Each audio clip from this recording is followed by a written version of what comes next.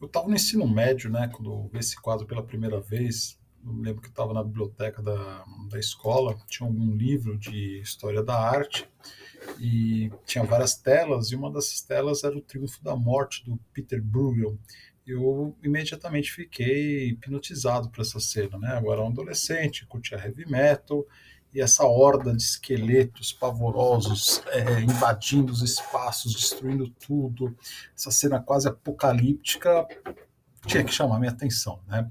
E é um quadro que depois, quando fui para a faculdade, ou mesmo como professor de História da Arte, sempre me acompanhou. É um dos meus quadros favoritos, né? É um quadro que todo ano encontro coisas novas, mesmo quando fiz esse vídeo, na verdade, eu também já encontrei coisas que nunca tinha visto, e por isso mesmo eu escolhi ele para ser esse primeiro vídeo do canal, é a nossa primeira análise. Porque eu também acredito que esse quadro ajude a vocês compreenderem como ver uma obra de arte. Eu acho que a maior dúvida que meus alunos e ex-alunos têm é que é como eu analiso uma obra de arte? Preciso ser um super especialista? Por onde eu começo? E a gente vai ver que é uma coisa mais simples do que isso, né? Acho que a primeira coisa que tem que ser dita aqui é sempre lembrar que um quadro não é um vídeo, não é uma coisa animada.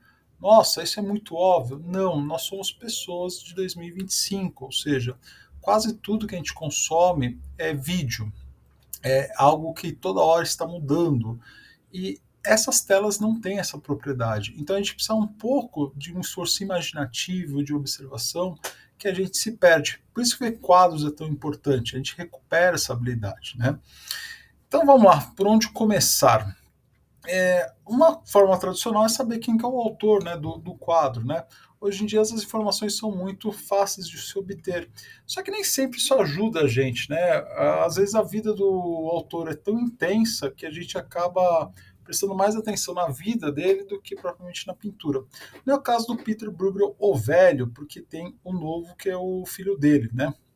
O Peter Bruegel nasceu lá nos Países Baixos, né, na região da Bélgica, Holanda, e ele era um pintor do Renascimento, né? Só que ele tinha um pezinho na Idade Média. Os pintores medievais eles tinham uma grande característica estarem pintando cenas extremamente detalhadas, e Peter Bruegel herda ainda isso, especialmente daquela arte chamada gótico internacional, né? Então, o Peter Bruegel também é conhecido por ser um dos autores que melhor fizeram retratos coletivos, né, de grupos de pessoas. Para alguns ele fundou essa temática, na verdade, né. Então, a gente pode ver nessa outra imagem a boda camponesa, onde ele trabalha a cena, né, de um casamento. E ele faz isso de uma maneira muito divertida, né, graciosa, ou seja, ele vai colocando cada personagem, cada um tem um pequeno detalhe, isso também nos educa a tentar prestar atenção na imagem. Por isso que as obras do Bruegel são muito legais para quem está começando a curtir pintura, né? E além disso, uma outra informação que não me parece relevante, ele também gostava de histórias de fantasma, né? Aparentemente ele estudou na Itália um tempo e depois foi conheceu muitas dessas histórias por lá e gostava de contar para as pessoas. Esse humor que envolve o sobrenatural, a morte ou mesmo fantasmas era muito presente nesse finalzinho do século XVI, quando a gente já está no período basicamente barroco, né? É só pensar em Hamlet, do Shakespeare, né? Para a gente pensar em histórias de fantasma. Outra coisa que ajuda a gente a compreender uma obra é entender a temática dela, né? Em história da arte, na história da pintura, existem temas que se repetem. Isso talvez seja até mais importante do que a escola artística em si.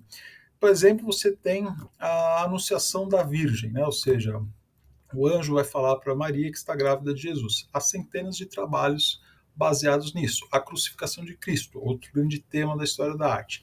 Esse tema aqui é uma espécie de combinação dos triunfos da morte e das danças macabras que existiam. Que é essa temática? É uma brincadeira com a ideia de que a morte torna tudo fútil.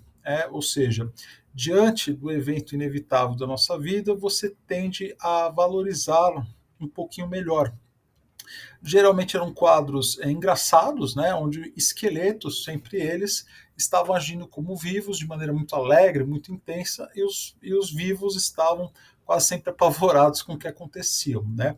Sim, esse quadro pertence a essa temática, e ela visa fazer aquele exercício espiritual de que os estoicos colocavam, né? Ou seja, é diante da morte que a gente vai realmente perceber aquilo que é importante para nós. Que é uma coisa que vocês sempre fazem, né? Aquela brincadeira de que se você pudesse comer uma última coisa na sua vida, o que você comeria? Minha resposta seria pizza de marguerita com coca zero gelado possivelmente, né? Ou para quem você levaria numa ilha deserta. Então, é um pouco essa chave que a gente precisa entender essa obra. Mas essa obra guarda uma coisa um pouquinho mais barra pesada, por quê? De acordo com alguns historiadores, ela reflete um período de guerra nos Países Baixos, que eram protestantes. Eles estavam lutando contra os católicos espanhóis. E, na verdade, essa cena refletia um momento dessa guerra onde as forças espanholas tinham devastado a região, provocando enormes massacres. Essa obra é muito comparada à questão da peste negra que aconteceu, mas, na verdade, a tela em si deve dizer mais sobre esse momento específico da história holandesa. Pois bem, dito isso sobre essa tela, ela então vai para um caminho que é muito mais de um extermínio da vida do que um triunfo da morte, né? A morte avança como um exército implacável que vai destruir absolutamente tudo. E como o pintor organiza então essa imagem? Todo pintor ele tem que escolher uma composição. O que é composição? É o modo a qual os elementos estão organizados na imagem. Elementos são os personagens, as árvores, o rio, etc. Então, quando a gente pega um pintor clássico, igual o Rafael, por exemplo, ele tem essa organização em triângulo em muitos dos seus quadros. Isso aqui não é invenção dos historiadores da arte. Realmente, você, como artista, faz isso. Eu mesmo, como desenho, eu faço as minhas composições a partir de formas geométricas e depois eu coloco os elementos da imagem. Só que se a gente olhar aqui para o Peter Bruegel, o que a gente vai ver? A gente não vai ver isso, na verdade. O que a gente vai ver aparentemente é um caos. E esse é o propósito da imagem, se a gente parar para pensar. Deixa eu só colocar a ponteira aqui a laser. Isso, pronto. Então, o que acontece? O centro da imagem, eu não sei se é proposital, mas desconfio que sim, ele deixa essa coisa escura. Isso obriga você a usar sua visão periférica e vocês vão reparar, vocês não conseguem se fixar em lugar nenhum. Isso é tão brilhante porque a cena é um caos, é para você se sentir desconfortável, não é para você tentar prestar atenção em nada. Tudo te chama atenção, como é você estar no meio, possivelmente, de uma guerra ou coisa parecida. Mesmo assim, ele nos deixa pistas, né? Olha só.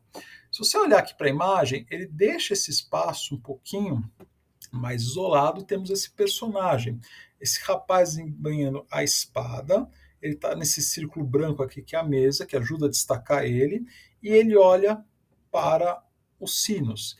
Perceba então que forma uma diagonal que ajuda você a organizar o quadro. Lembra que eu comecei a falar para vocês daquele problema de você ver coisas estáticas? Como é difícil a nossa percepção, a gente precisa de vídeos. Tentem vocês criar uma história na sua cabeça com o quadro. Tal como vocês eram crianças e iam ver um filme e se imaginavam os personagens depois. Essa é a melhor forma de você ver um quadro igual esse, tá? O quadro em si é muito musical, tá? Ele tem vários instrumentos musicais e a toda uma hora refere-se à música. Tem um autor brasileiro, vou deixar o link ali embaixo, onde ele faz um trabalho de identificar todos esses aspectos aqui. Bom, o sino toca e preenche, obviamente, toda a cena. E nós podemos ver esse horizonte estrategicamente colocado aonde? Bem acima. Quando a gente pensa em horizonte, a gente pensa na praia, né? A praia, aquela coisa linda, e o horizonte que amplia a nossa visão. Aqui não, o horizonte está onde? Lá em cima, nos sufocando. Você vai ter que ver essa cena. Para enfatizar todo esse fundo da tela devastado, ele usa outro truque dos artistas que é o contraste. Ou seja, ele deixa esses cantinhos verdes para a gente lembrar: olha, isso aqui era uma paisagem linda, mas está destruída. A ideia do contraste é muito comum na arte. Quando você quer enfatizar algo, você coloca seu oposto do lado. Descendo aqui pela imagem, por exemplo, você vai ter esse coral diabólico, tem umas figuras sinistras aqui atrás, inclusive, cantando. É bem possível que isso seja uma cena bíblica também, tá? Há várias cenas bíblicas aqui, referências que a gente não capta, mas as pessoas da época eram capazes de captar isso aqui, tá?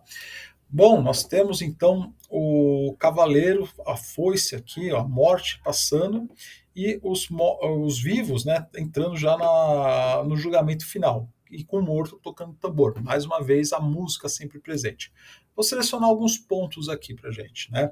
Então você pode ver essa cena que é essa carruagem que ocupa um papel de destaque na imagem. Percebe que ela tem quase o mesmo tamanho do que essa multidão. Isso aqui era bem típico quando você tinha as pestes na Idade Média, onde passava uma carruagem para tirar os mortos, né? Tipo, desculpa, uma carroça, né? E era uma cena chocante. Isso fazia com que a pessoa olhasse para um quadro desse e lembrasse do que é possivelmente a pior lembrança da vida dela, né?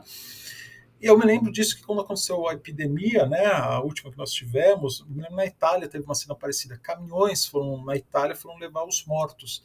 E é uma cena que perturba mesmo as pessoas, né? Aqui nós temos outra cena igualmente perturbante, uma criança morta. A criança morta é a coisa mais chocante que existe, ainda mais com um cachorro, e perceba que ela deixa ainda uma roupinha vermelha. Lembra da lista de Schindler? Quem assistiu vai saber do que eu estou falando, né? Veja, mais uma vez entra aqui o contraste que eu falei, né? Qual que é o contraste absoluto que existe com uma criança morta? Evidentemente, o nascimento de Cristo, que é o evento mais esperançoso que pode existir. Colocar crianças mortas é você ir contra qualquer esperança, né? É a perda de tudo. Percebe que Guernica, do Picasso, também usa uma criança morta aqui para indicar o horror da guerra. Picasso, obviamente, conhecia a obra de Bruegel e, evidentemente, sabia que estava se remetendo a isso aqui, né? Pois bem, aqui acho que está a parte que, na minha opinião, é a mais genial da obra. O rei morto no canto. Não adiantou nada sua armadura, temos o esqueleto com a ampulheta, nada adiantou sua riqueza aqui. Mas o que torna realmente essencial aqui não é tanto o rei, né, a vaidade, isso já apareceu muito na Idade Média, é onde está colocado o rei. Percebe que ele usa o canto inferior esquerdo aqui da imagem, que é o ponto menos nobre possível de um quadro. Vamos pensar num autor um pouco mais próximo da gente, o Ingres, né, da França do século XIX. Aqui é Napoleão, está no seu centro. E é assim que os reis sempre foram representados em toda a história da arte. De repente, Bruegel faz o quê? Coloca no canto. Né? Você não tem espaço nenhum. É a morte que vai vencer. Chegamos aqui no ponto onde eu comecei. O nosso personagem tira a espada e olha, bom, o que, que eu posso fazer? É bem possível que o Bruegel tenha colocado aqui um provérbio holandês que falava: as armas não valem nada quando a morte ataca. E é a mais pura verdade, não há nada a ser feito aqui, né? A morte triunfou. E aqui nós temos esse casal. Esse casalzinho aqui no final, ele está de costas para o quadro e está se divertindo com a música. Novamente uma referência musical aqui. E talvez aqui o sentido desse quadro seja que nós temos duas opções diante da morte. A primeira seria a de tentar lutar, mas isso é uma luta em vão. Ou simplesmente a gente ignora ela e toca a nossa vida da melhor maneira possível.